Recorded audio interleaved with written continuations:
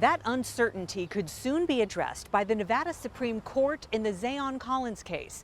In December 2020, Collins, then a UNLV basketball recruit, crashed into 52-year-old Eric Echeverria, killing him. Collins was charged with felony DUI, not for alcohol. Metro Police say he was under the influence of marijuana, but there's no straightforward measure for that, which begs the question, how high is too high to drive? He got behind the wheel high, very high, and he chose to go down the street. He swerved out of the road and hit my husband. For victims' families, DUI cases are straightforward. Anne Marie Echeverria knows her husband died in a car crash with Zayon Collins. For her, it's open and shut. I would not let my son have a car if that's the way he behaved in a car. When you get behind the wheel, you are now in a weapon. And if you're high, you are in mass destruction weapon. And for him driving high, he took my husband and my son's father. In Collins' arrest report, police say he was driving approximately 88 miles per hour in a 35 mile per hour residential area. When he hit him so hard, he airborned his car to the point where the roof of his car hit the wall. The arrest report says police found a jar containing a green leafy substance in Collins' car and that Collins appeared to be high. The district attorney says Collins tested positive for 3 nanograms per milliliter of THC or marijuana in his blood. Anything above 2 nanograms was considered impaired under Nevada law when the crash involving Eric occurred. Now, what Zayon Collins is saying is, wait a second.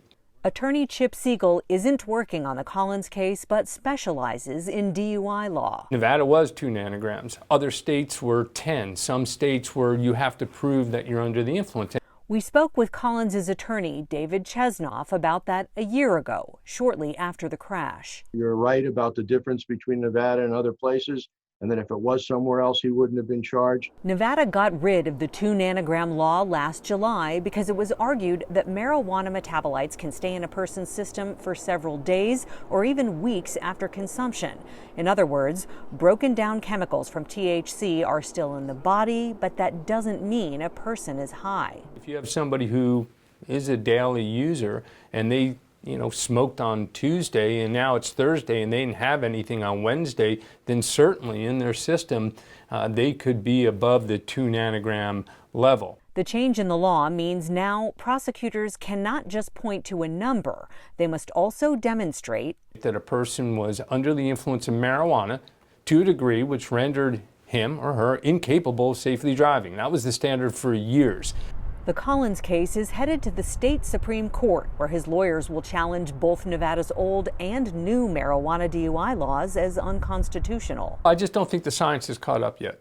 Siegel says the science doesn't even exist yet to show a specific amount of THC in nanograms means a person is impaired and too high to drive safely. He says we know all about that with alcohol, but comparing booze to marijuana doesn't work. Research on the correlation between blood alcohol content and behavior goes back decades, all the way to the 1970s. Over the years, there's been so much scientific evidence, and there have been tests that are performed, physical tests on people, that society got comfortable moving from 0.15 down to a 0.10 down to a 0.08. It's scientifically understood that anyone 0.08 or more is too drunk to drive. They tried to do that with marijuana, and quite frankly, it just hasn't happened yet. He says marijuana hasn't been legal for long enough to support meaningful studies, which results in laws based on arbitrary measures. Maybe one day NHTSA or other government agencies, other scientific agencies will become comfortable in saying, okay, this is the level that anybody who has marijuana in his system is just too high to drive.